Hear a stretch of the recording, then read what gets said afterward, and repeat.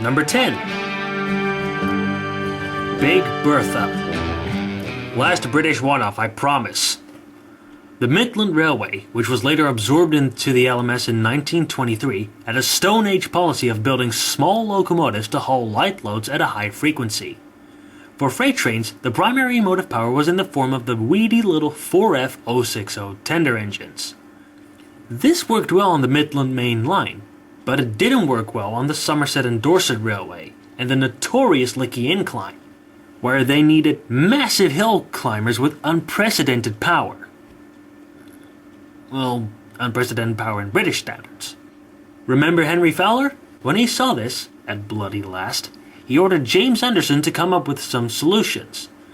The S&D eventually got that relievement in the form of the 7F Class 280 consolidations, with 11 built between 1914 and 1925, and 2 of them still around today. And the Lickey Incline got this, their new banking engine, number 2290, built in 1919. Referred to by most enginemen and enthusiasts as Big Bertha. This was a one-off 010 steam locomotive, equipped with 4 steam cylinders and a compounding system, much like the Hush Hush we looked at earlier. To explain how a compounding system works, when the engineer opens up the throttle or regulator, the steam inside the dome is first channeled through big pipes to the high-pressure steam cylinders underneath the smoke box, with their running gear between the frame plates. Inside these cylinders, the steam pushes the piston rods back and forth as usual, and once it has done its job there, it's exhausted to power the bigger low-pressure cylinders on the outside of the locomotive. Once having done its job there, the steam is finally exhausted into the smoke box, where it mixes with the smoke and fire exhaust, and both shoot out the smokestack, or chimney, or fat exhaust. Call it what you will.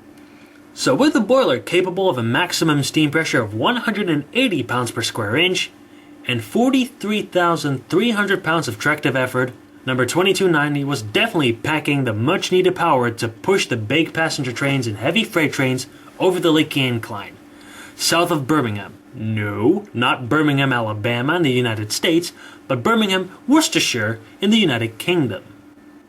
Her huge outside cylinders gave her a powerful appearance. So did the electric headlight on top. This is what led to her being called Big Bertha, again both by crews of the Midland and LMS and steam enthusiasts. She even retained her old road number, 2290, for most of her LMS days, until 1947, when an extra 2 was slapped on it to give her old road number to a 264 tank under the design of Charles Fairburn. Also, because she was used to push trains instead of pulling them, she was never given a power classification. In 1948, Big Bertha was renumbered again, this time to British Railways number 58100. Yawn. Unfortunately, she couldn't stay in service for long. She may have outlasted the LNER U1 Garrett in service, but in 1956, Big Bertha was also sadly retired from the Lickey Incline and broken up for scrap later the same year. Her headlight was given to a BR Standard 9F that took over her assignments. Given the massive new build / replica steam locomotive haze in the United Kingdom, I dare to say it's only a matter of time before Big Bertha gets the treatment. Also, on a final note, Midland Railway number 2290 wasn't just nicknamed Big Bertha. Some people also called her Big Emma. And that brings us to another American class.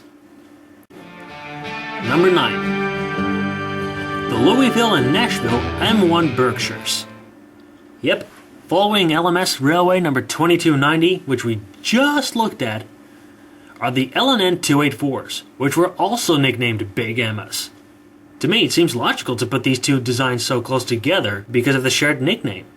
Anyhow, production of these Big Emmas lasted from 1942 to 1949, with 42 of them built.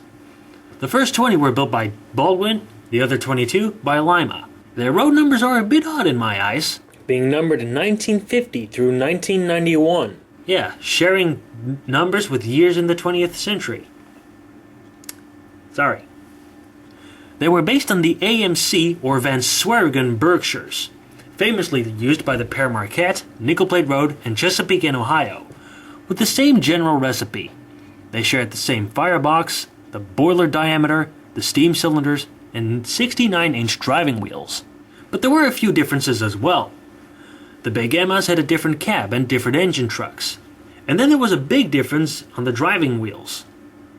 In this comparison picture I made featuring Big Emma 1963 with Chesapeake and Ohio Berkshire 2716, which is actually called a Kanawha, we can see that the Van Swearengenbergs had spoked driving wheels and Baker piston valve gear, while the Big Emmas had the more American-looking box-puck driving wheels and more conventional Walshart's piston valve gear. This isn't to say Baker valve gear was bad. It was definitely very successful and used a whole lot in the eastern United States. But I'm just a bit more used to Walshart's. Sorry, having grown up with German locomotives that had that stuff. Like most Berkshires, the Big Emmas were put to use hauling freight, as well as seeing some glory days while hauling passenger trains. They were also the most expensive Berkshires built, not because they were very expensive to operate, but because the designers included every improvement and feature known to the steam locomotive builder's craft. Unfortunately, despite all their refinements, retirement was inevitable for the Big Emmas as well, all being withdrawn in the first half of the 1950s. By the end of 1956, all 42 were broken up for scrap, only leaving the tenders of locomotives 1966 and 1984 behind. However, in the summer of 2016, C&O 2716, which we saw earlier, and I will admit is now my favorite Van Swerken Berkshire, has been temporarily given a cosmetic makeover into what would have been the next Louisville and Nashville Big Emma, number 1992. And who knows, with a combination of one of those surviving tenders, and a mix of bits and bobs from preserved AMC Bergs and brand new components, a separate LNN 9092 could be built. Fingers crossed! Number 8. The extinct Great Western 10-wheelers. Brace yourselves, this is going to be a big one, as I'm looking at 3 classes here. First up, the 2900s, known as Saints. The GWR's revolutionary guru, George Jackson Churchward, designed the Saints in 1902, and by 1913, a total of 77 locomotives were built, with 13 of them initially built as 442 Atlantics instead of 460 10-wheelers, but they were later rebuilt as 460s due to the latter wheel arrangement giving more adhesion. Numbering was awkward, as it wasn't the straight 2900 through 2976 that those who haven't heard of this class yet were expecting. Pretty sure there are quite a lot of people watching this who have never heard of this class before, so how were they numbered? Well, only the first 56 were in the straight numbering league, numbered 2900 through 2955. The next 20 were numbered 2971 through 2990, and the final Saint was numbered 2998. I won't be going into names, as even that's confusing. But one thing is for sure, the Saints were the beginning of a 2-cylinder 10-wheeler revolution for the GWR. And with their massive 80.5-inch driving wheels, express passenger trains weren't a problem either. Fast forward to the 1930s, when Churchward had long been replaced by Charles Collett, and tragically killed when he was hit by a train pulled by one of the castles. The GWR had a considerable fleet of 460s at this point, but they still needed lighter locomotives for working on secondary routes. To make matters worse, the 4300 class 260 moguls, of which there were quite a lot now, were struggling with the demands being placed upon them, and even the numerous 4900 class 460s, better known as hulls, couldn't do it as they were found to be too heavy for some secondary routes. Collett decided that 100 of the moguls would be retired, and served as parts donors to create 2 new lighter classes of 460s. One of those, the 6800s, known as Granges, as that's what they were named after. A fine total of 80, numbered 6800 through 6879, were manufactured between 1936 and 1939. They were essentially just stripped out hulls, and with one difference: slightly smaller driving wheels. Instead of the full 6 feet or 72 inches on the hulls, the Granges used those from the Mogul, which stood 5 feet 8 inches or 68 inches in diameter. With more power than the 4300s, the Granges proved themselves to take things further, able to haul more freight along pretty much the same routes as the Moguls they replaced. The GWR 10-wheeler story didn't come to a close there though. Collett also created the 7800s, known as Manners. This was the other class that resulted from those 100 withdrawn moguls. A total of 30 of them were built between 1938 and 1950, with the first 20 actually coming from those moguls, and 9 out of 30 are still around today. But that's not what I really wanted to discuss here. Frederick Hawksworth, the GWR's last CME, Chief Mechanical Engineer or Locomotive Designer, made a final class of two-cylinder 460s, the 1000s, known as counties. Between the summers of 1945 and 1947, again, 30 of these had been built, numbered 1000 through 1029, or 1029. However you want to pronounce all the road numbers starting from number 1010 or 1010 or whatever. And unfortunately, they brought a bit of controversy with them. Some traditionalists thought of them as expensive and unnecessary locomotives. And they also didn't follow the rulebook of standard GWR looks. They looked a bit non-standard, with straight nameplates and continuous splashes covering all the driving wheels, instead of separate splashes for each driving wheel with curved nameplates above the middle ones. And if you thought those looks were bad, Hawksworth intended to give the counties wall-shorts valve gear on the outside, instead of the more traditional Stephenson's link motion within the frames that they eventually ended up with. The outside wall-shorts motion only made it on one class of GWR locomotives, the 1500 class pannier tanks, with just 10 made in 1949, in the early days of BR, and only the 1501 still around today. But going back to the counties, their negatives were balanced, if not considerably outweighed, with plenty of good points. Other people considered the counties to be successful and free-steaming locomotives, with plenty of power at the go.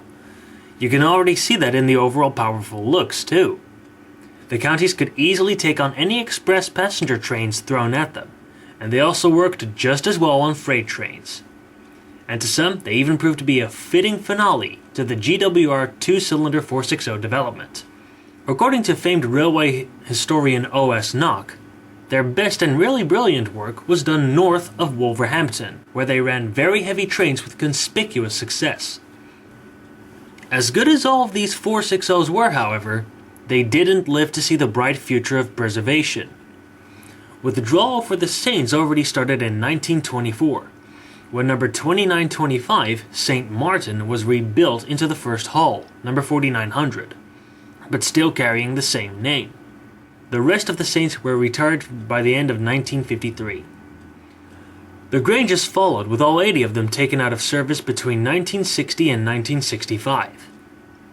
Finally, the counties were retired between 1962 and 1964. A few of the counties actually made it to the famed Woodham Brothers scrapyard in Barry, but between the three classes, all 187 locomotives, including the counties that were still in Barry, were scrapped. But these classes won't stay extinct for much longer. All three of them have been selected for new build and replica projects. The closest to completing is the new Saint, number 2999, Lady of Legend, largely made using retired Hull locomotive number 4942, Mandy Hull, as a donor. In fact, when I visited Didcot Railway Centre in late July of 2016, it's been said that the Saint will be ready to be fired up within 2 years. Her original name was going to be Bankruptcy Court, though, partly because the last few original Saints were named after courts, and partly because, since the Saint project was conceived in the 1970s, the 2999 caused a few companies involved in their construction to go bankrupt. What are you gonna do? It was beyond the capability of preservationists at the time. But they decided to go with Lady of Legend, as it sounds more elegant. Then the Llangollen Railway in Wales is building the next Grange, number 6880, Betton Grange, using a mixture of new parts and the boiler from another hull, number 7927, Willington Hull. And what about the county? Well, that's not actually a brand new one, but rather a replica. Of the originals, number 1014, County of Glamorgan, was chosen to be replicated, in recognition of the Velve Glamorgan Railway, which actually owned the counties that never made it out of Barry, and indeed, in recognition of the scrapyard in Barry and Glamorganshire, where so many steam locomotives were sold to preservation societies by the yard's owner, Di Woodham. Isn't this wonderful? Number 7. The Chesapeake and Ohio T1s and Pennsylvania J1s. These colossal 210-4 Texas types deserve to be together, as the development of the C&O T1s led to the development of the Penske's J1s. So how did this begin? In the early 1930s, the C&O was looking for a new locomotive design suitable for hauling heavy freight trains. So they stepped to the Advisory Mechanical Committee, or AMC, known for spawning the famous Van Sweringen Berkshires mentioned earlier, as well as other locomotive designs for the Nickel Plate Road, Pere Marquette, and the Erie. The C&O, not having any 284s at the time, tested those on the Erie and decided that they wanted an extra pair of driving wheels for their own locomotive, enlarging the 284 Berkshire into a 210-4 Texas type. In 1930, a total of 40 were delivered by Lima and numbered 3000 through 3039. They pretty much looked like a stretched out Nickel Plate Road or Pere Marquette Berkshire, again with 10 driving wheels instead of 8. And with those 10 driving wheels and 93,345 pounds of tractive effort, they could pretty much handle anything thrown at them.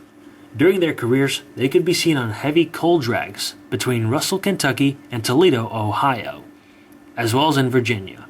In the 1940s, the Pennsylvania was in the same situation that the C&O was 10 years earlier. But they had the extra downside that wartime restrictions prevented the PRR from designing and building a brand new locomotive from scratch. To compensate for this, they tested a Norfolk Western Class A locomotive and a C&O T1 to see which one of these two would be better to adapt for their own design. The victory went to the C&O T1 Texas types, spawning the creation of the Penske's new J1 Texas types, with an impressive total of 125 built between 1942 and 1943 at the Penske's own Juniata workshops in Altoona, Pennsylvania, with 25 of them numbered 6150 through 6174, and the rest numbered 6401 through 6500. The J1s were pretty much used for the same assignments as the T1s, from which they owed their design, but obviously in different regions. Sadly, both of these giants were overcome by diesel power. The C&O T1s were retired between 1952 and 1953. The Pennsylvania J1s followed their predecessor to oblivion in 1958. None survived, and for the J1s, it's been said that they were all scrapped because they weren't a Pennsylvania original design. Rather unfortunate. Number 6. The Norfolk Western Y6Bs. You should have known this one was coming from me. The N&W's final product of 35 years worth of constant refinement to their Y-Class 2882 Malays. Between 1948 and 1952, a total of, guess what, 30 were built, numbered 2171 through 2200. Heck, the 2200 was the final mainline steam locomotive built in the USA. They were improvements of the Y6As. Speaking of, just in case you want to mention number 2156, that is a Y6A. The Y6Bs were a bit longer, had bigger fireboxes, and a greater tractive effort. While the 2156 and the other Y6As had a tractive effort of 166,000 pounds, the Y6Bs had their tractive effort rated at 170,000 pounds. And with much bigger steam cylinders in the front than in the back, there was no denying that they and the other N&W Y-Class engines were proper Malays. When Frenchman Anatole Mallet invented the articulated steam locomotive in the late 1880s and 1890s, he also threw his compounding system in the mix, which I already explained in the segment about Big Bertha. The only real difference on an articulated compound locomotive is that the high-pressure cylinders power the rear set of driving wheels, and the low-pressure cylinders power the front set of driving wheels on the independent front frame, which can pivot on a hinge to allow the frame of the locomotive to bend through curves. And the N&W used this compounding system with plenty of success, as it helped to save fuel and water because of the double expansion. Or were the Y-Class engines proper Malays? 4 of the later Y-class variants had a very clever trick up their sleeves. Simply put, the Y5s, Y6s, Y6As, and Y6Bs had a lever in the cab that could turn them from compound articulated locomotives to simple articulated locomotives, which use steam directly from the boiler into all 4 steam cylinders. Normally, simple articulateds had steam cylinders that were all the same size, because they didn't use a compound system. They were less efficient in their usage of fuel and water, but with simple expansion, the simple articulateds were capable of greater speed. Still, the Y6Bs weren't quite the slowpokes either. Despite their puny driving wheels, they could still reach 60 miles per hour. That's 96 kilometers per hour here in the Netherlands and the rest of continental Europe. 2 of them were even used for special excursions, so they hauled a few passenger trains too. First up was number 2190, which saw some glory on a joint Norfolk Western and Virginian Railway NRHS excursion on the 1st of September 1957. Then on the 11th of July 1959, number 2174 was used on the Norfolk Western's Farewell to Steam excursion. The Y6Bs were removed from the rosters in the early 1960s, with most of them pretty quickly scrapped afterwards.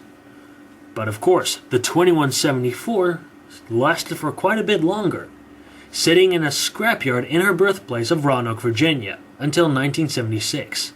And as we all know now, despite the efforts of the Roanoke chapter of the National Railway Historical Society to save the 2174, the yard in which she and the tender-lacking Y6 number 2143 were sitting fell under ownership of a British firm which had no interest in preserving the big American steam locomotives in their yard. And so the 2174, the last of the Y6Bs, was sadly broken up for scrap. Hopefully though, a replica of the 2174 will be constructed in the not too distant future. Again, the fans of the NNW 2174, with some of its members having discussed the probability of building a full-scale replica of the 2174. Who knows? It could happen. Number 5. The London and Northeastern P2s. This one was also a very easy pick. The famed P2 Mikados, the largest locomotives on the LNER. Yes, they were another Gresley product. Between 1934 and 1936, just 6 of these things were built by the LNER works at Doncaster. With such a short lineup, I can also mention all the road numbers and the names. So we had number 2001, Cock o' the North, number 2002, Earl Marshall, I think that's how you pronounce it, number 2003, Lord President, number 2004, Mons Meg, number 2005, Thane of Fire, and number 2006, Wolf of Badenoch. All of them were giving names from the Scottish law, as they could be seen working express trains in Scotland, over the rugged line between Edinburgh and Aberdeen, to put it in a Scottish accent of sorts. They were also a bit of a testing bed for some experiments. When Cock o' the North was built, she was fitted with Lance rotary cam valve gear, but later she was refitted with Walshards and Gresley valve gear, which her 5 classmates would be built with from the get-go.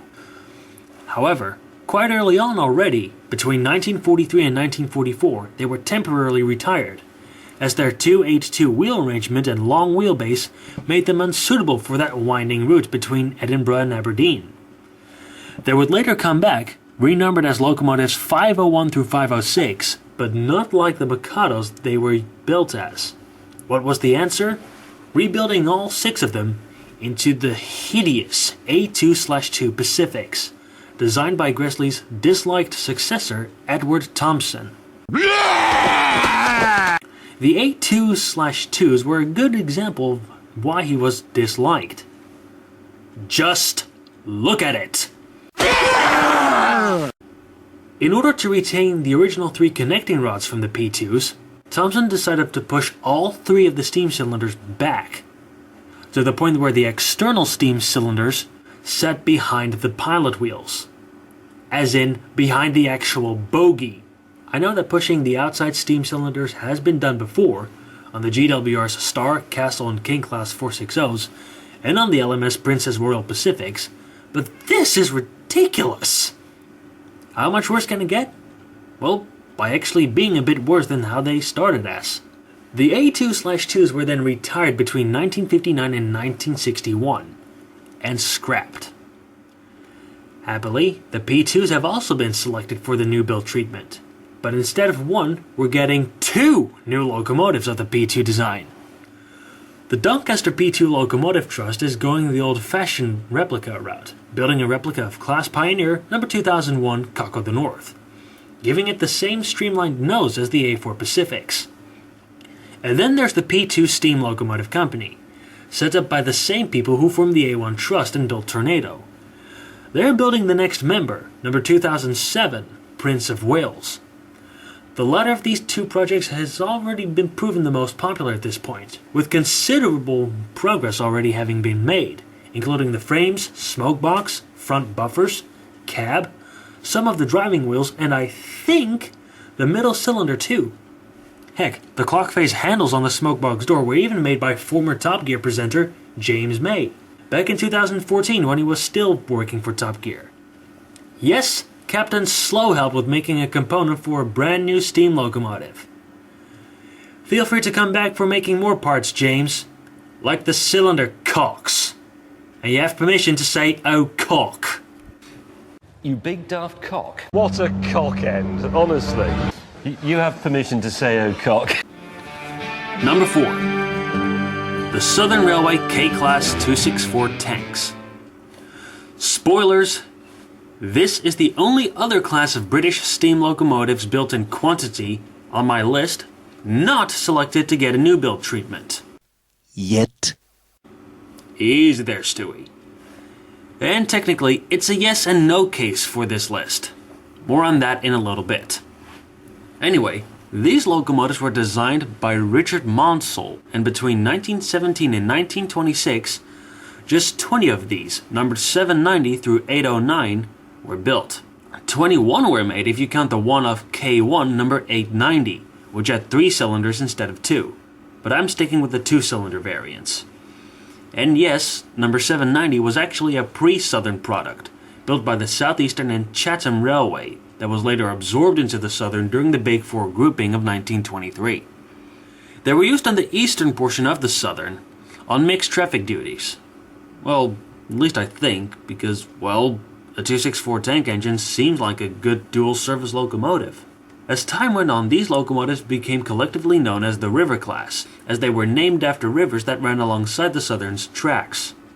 Prototype number 790 was named River Avon, to give you an example. But they were best known as rolling rivers, due to their poor balance when they rolled along at speed. And wouldn't you know it, on the 24th of August 1927, number 800, River Cray, which was pulling an afternoon express passenger train from Cannon Street to Deal at the time, rolled over in an accident at the town of Sevenoaks in Kent. And then the entire class was retired. None survived. At least, none survived as K-Class locomotives. This is the catch. Beginning in 1927, all 20 of the K-Class locomotives were rebuilt as the new U-Class Moguls, also nicknamed U-boats for some reason. Following this, a planned batch of new K-Class locomotives was also turned into U-boats. Of the 20 U-boats that originally started out as Ks, only one of them survives today, number 1806 at the Swanage Railway. But again, it survives as a U-boat mogul.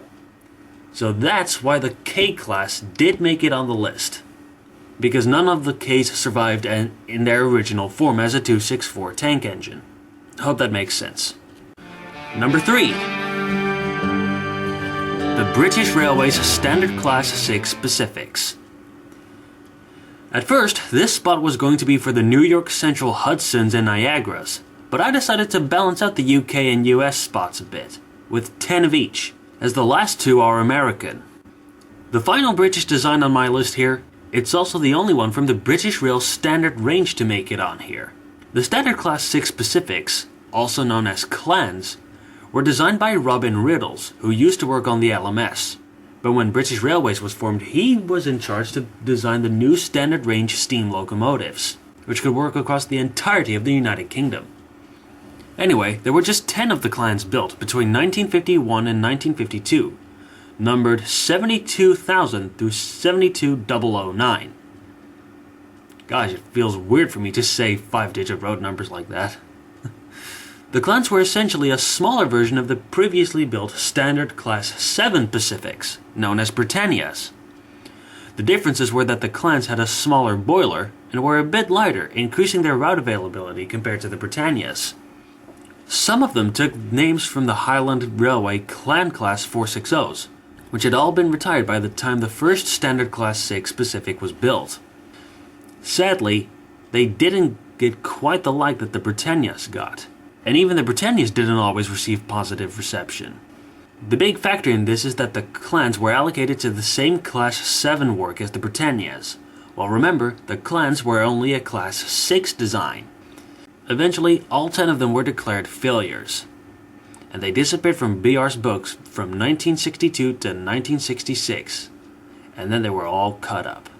But the clans are coming back, because the next locomotive in line, number 72010, Hengist, is in the early phases of physical construction. As a total of 999 BR standard locomotives were built, divided over 12 designs, Hengist is considered to be the 1000th. Although the new Standard 3 tank, number 82045, is closer to being finished. But back to Hengist. At this point, the locomotive's frame plates are presently at Riley & Son Limited at Bury, awaiting further parts to commence the assembly of the frame structure. Still, the smokebox and cab are signs of a promising, if time-consuming, project. Yes, a clan is smaller than a Britannia, but this is ridiculous. Number 2. The Pennsylvania Q2 duplexes. Yes, we're going back to Pennsylvania's duplex era here for a moment, which for the most part was an utter carnival of crap. Okay, scrap.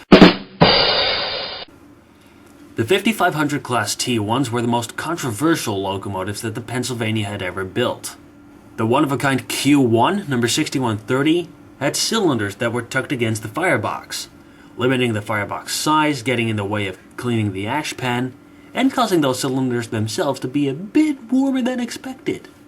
And as for the one-of-a-kind S1, number 6100, oh boy, talk about setting the bar for the duplex era as low as possible. I dare to say that the S1 was the worst steam locomotive ever built in America. It may have looked pretty, but it was a pig. Oh, and all were very easy to slip. That too. But fortunately, there was some success, remember? Despite their finicky valve gear, the two prototype T1s built in 1941, number 6110 and 6111, had proven themselves to be good locomotives. And in 1944, an even better design arose, the Q2. The Q2, with its 4464 wheel arrangement, was redeveloped from the Q1, which was a 4644. But anyway, I didn't put the Q1 on here because it was an awful design, and the Q2 was the polar opposite, a very good design. Initially, just one was built, number 6131, in 1944, to see how the class would perform. And wouldn't you know it, in 1945, an additional batch of 25 were built, numbered 6175 through 6199. While the other duplex designs were passenger locomotives, or at least intended to be, the Q2s were used in freight service. Just as well, because with 7,987 horsepower proved from a static test, they were the most powerful piston-driven steam locomotives ever built in the world. And they could easily muscle a 125-car freight train at 50 miles per hour. Now that's some brute force right there. But sadly, being the best of the Pennsylvania's duplexes didn't mean that the Q2s were flawless, of course. So yeah, sadly, no perfect 10 for them. Firstly, they were a little bit limited in their route availability. I couldn't find information about the places that they could run, but they couldn't traverse the entire Pennsylvania system, whilst the T1s could. Then again, I'm pretty sure that the Q2s could at least travel more than the horrid S1. But there was a bigger problem too. Compared to the previous Pennsylvania locomotives on this list, the J1 Texas types, The Q2s seemed a bit unnecessary, as they were only a little bit more capable than the J1s, with the catch of being a lot more expensive to operate and maintain. With this unfortunate problem, the Q2s were the first of the Pennsylvania duplexes to go, with all 26 of them retired by 1951 and then sent off for scrapping. Again, a real shame, because despite how costly they were, they definitely proved themselves to be worthy of much more enthusiasm.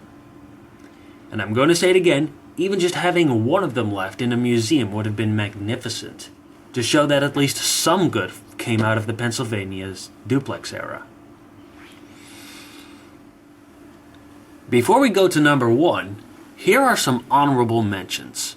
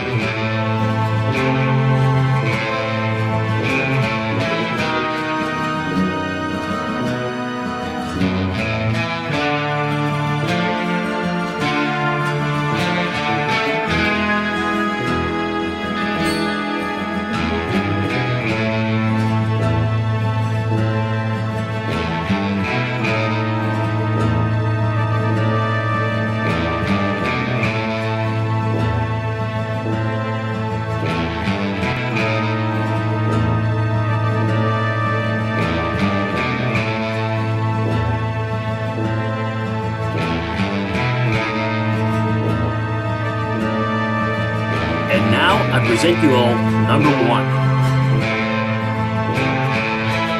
The Union Pacific Fetter Challengers.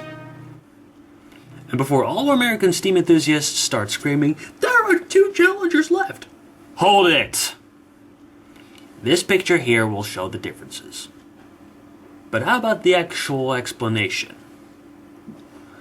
By the mid-1930s, the Union Pacific Railroad needed larger and more powerful locomotives to tackle the steep grades of the Wasatch Mountains and Sherman Hill, 2 of the toughest grades to climb on the UP.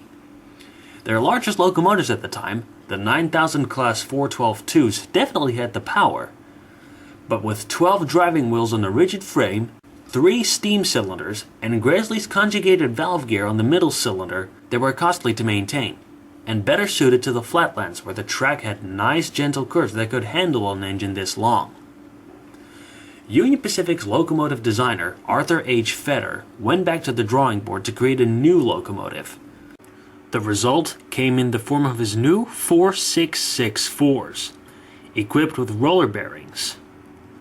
Between 1936 and 1937, the American Locomotive Company, at their workshop in Schenectady, New York, manufactured a total of 40 of these locomotives, numbered 3900 through 3939.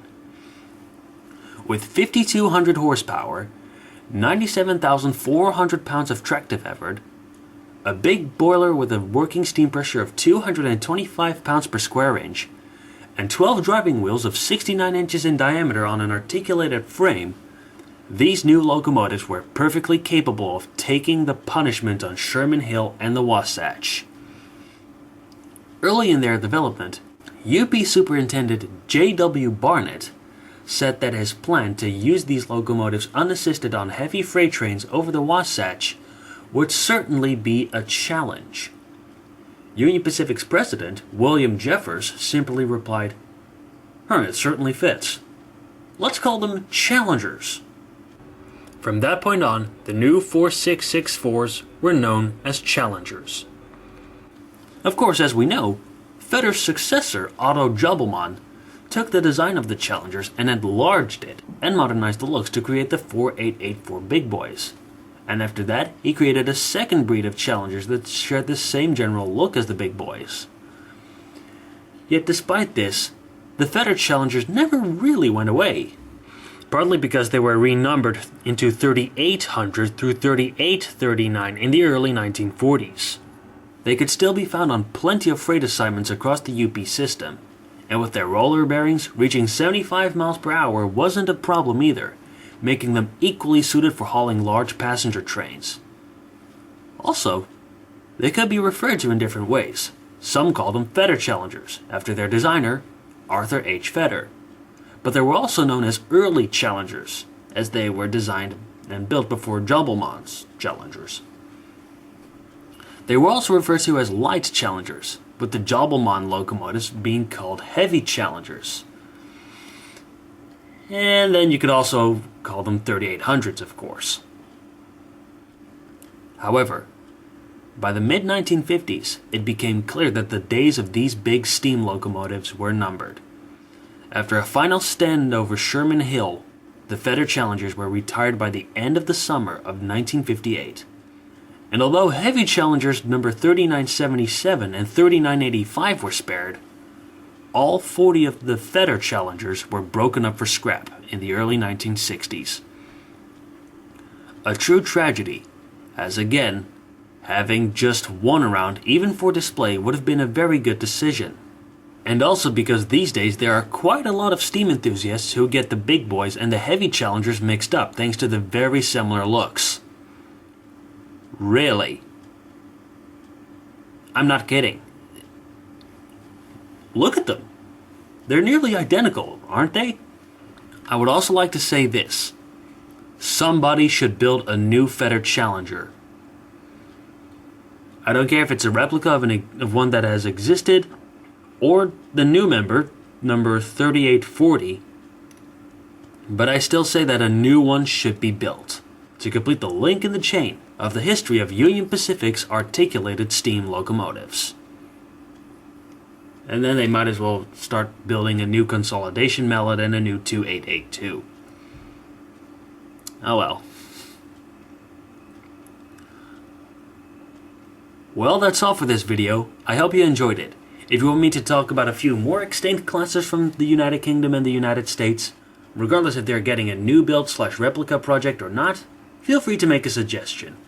But for now, have a good night. Or afternoon. Or morning. Look, I don't know when you clicked on this.